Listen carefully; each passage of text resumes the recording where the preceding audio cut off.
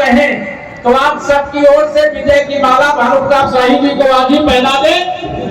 दोनों हाथ में बताओ।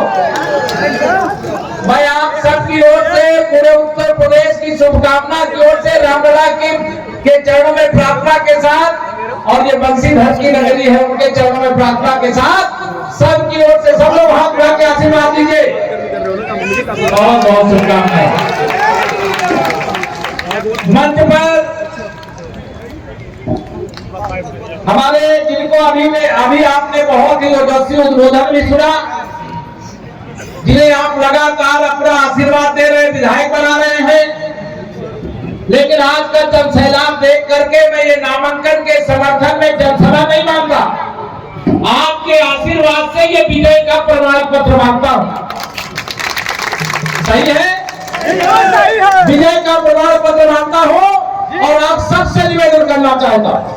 मेरे मंच पर बहुत सारे सभी हमारे जनप्रतिनिधिगण, सभी संगठन के पदाधिकारीगण, हमारे सहयोगी दलों के पदाधिकारीगण और यहाँ बड़े बुजुर्ग माताओं बहनों, नौजवान दोस्तों, सबको सादर प्रणाम और जय श्री राम करते हुए संबोधन में समय नहीं लूंगा, क्योंकि मैं चाहता था कि मैं यहीं पर आकर के हेलीकॉप्टर उतरे, लेकिन यहाँ से करीब 30 किलोमीटर दूर हेलीकॉप्टर उतरा है, इसे संक्षेप में समय का अभाव है, लेकिन मैं आप पूरे विश्वास से भरा हुआ जा रहा।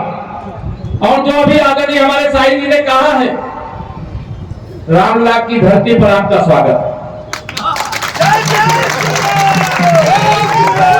लेकिन ये काम 13 के बाद नहीं, 23 के बाद करना।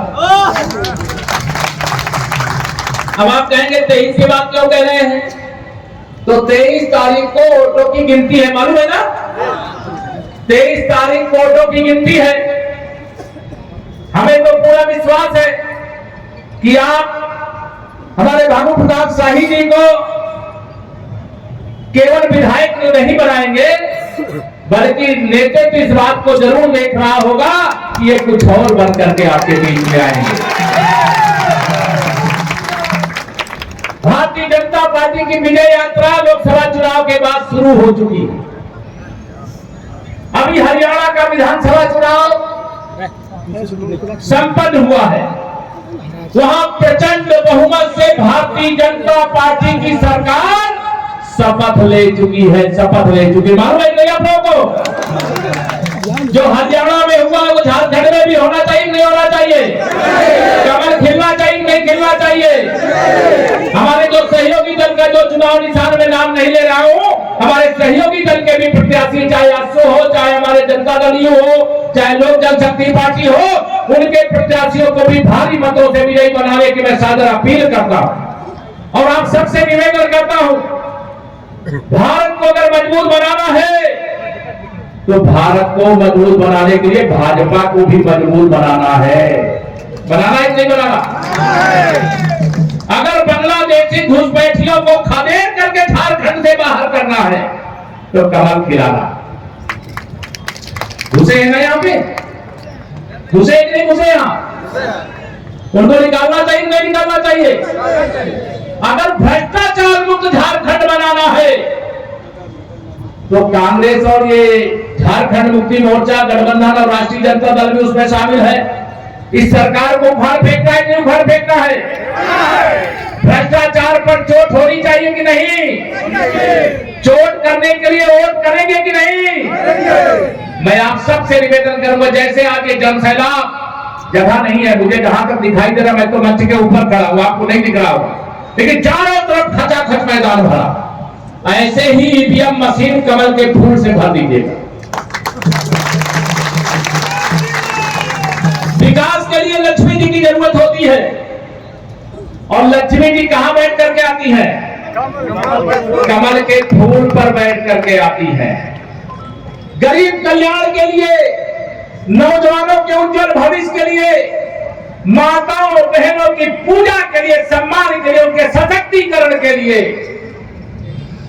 कमल का फूल खिलना जरूरी है। कमल की सरकार बनना जरूरी है। भाजपा गठबंधन की सरकार बनना जरूरी है। बगल में छत्तीसगढ़ है, जब चुनाव हुए थे तो कांग्रेस वाले वहां पर बहुत उछल रहे थे कि हम वहां छत्तीसगढ़ में फिर वापस आएंगे, लेकिन वहां की जनता ने आशीर्वाद दिया, वहां कमल की सरकार बन गई।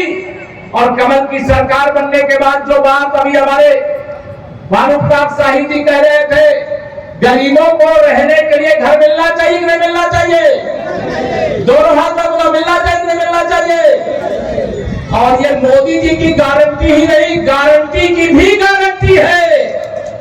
तीसरी बार मोदी जी ने जब प्रधानमंत्री पद की शपथ लिया तो सबसे पहले जिस फाइल पर अपने हस्ताक्षर किए, इस देश के 3 करोड़ और गरीब लोगों को, जिसमें झारखंड के भी 22 लाख लोग हैं, उनको प्रधानमंत्री आवास देने वाली फाइल पर हस्ताक्षर करने का काम किया। रामलला का भव्य मंदिर में उसकी चर्चा करूं, अब उसका विषय नहीं है, सब जानते हो। मोदी जी के गारंटी की गारंटी होती है। मोदी जी ने कहा था रामलला का भव्य मंदिर राम के जन्म स्थान पर बनाएंगे। बताइए बना कि नहीं बना? दोनों हाथ उठाए बताओ, बना कि नहीं बना? मोदी जी ने कहा था जम्मू कश्मीर से 370 की जो अनुच्छेद है उसको हटाएंगे। बताइए हटा कि नहीं हटा? हटा कि नहीं हटा? अभी आप वहां भी चुनाव हुए थे और आजादी के बाद पहली बार जो डॉक्टर श्यामा प्रसाद मुखर्जी जी एक देश में 2 निशान 2 विधान 2 प्रधान नहीं चलेगा का नारा देकर के अपना बलिदान दिए थे, वह बलिदान अब सार्थक हुआ है। जो नई सरकार बनी है उसने भारत के संविधान पर हाथ रख करके शपथ ली है। इसके पहले जम्मू कश्मीर का अलग संविधान होता था, उस संविधान के अनुसार वहां सरकार बनती थी, शपथ लेती थी। इसकी बधाई मैं आप सबको देना चाहता हूं। अगर आपने मोदी जी को देश का प्रधानमंत्री बनाया नहीं होता तो यह दिन देखने को नहीं मिलता। गरीबों के जीवन में जो खुशहाली आपको देखने को मिल रही है, जिसमें बेईमानी झारखंड मुक्ति मोर्चा के नेतृत्व वाली सरकार, हेमंत सोरेन के नेतृत्व वाली सरकार यहां पर कर रही है, वो मोदी जी दिल्ली से तो पैसा भेजते हैं, लेकिन जिनके पास पहुंचना चाहिए उनके पास पहुंच रहा है क्या? छापे पड़ते हैं तो मैं देखता हूं कि जितना बड़ा ये मैदान है, अगर सारे स्थान पे नोट फैला दिए जाए तो जगह छोटी पड़ जाए। इतनी बड़ी बड़ी रकम रिश्वत के रूप में गरीबों का शोषण करके लूट कर अपनी तिजोरियों में जो भरे हैं, उस तिजोरी से बाहर निकलना चाहिए कि नहीं निकलना चाहिए? दोनों हाथ में बताओ, निकलना चाहिए कि नहीं निकलना चाहिए?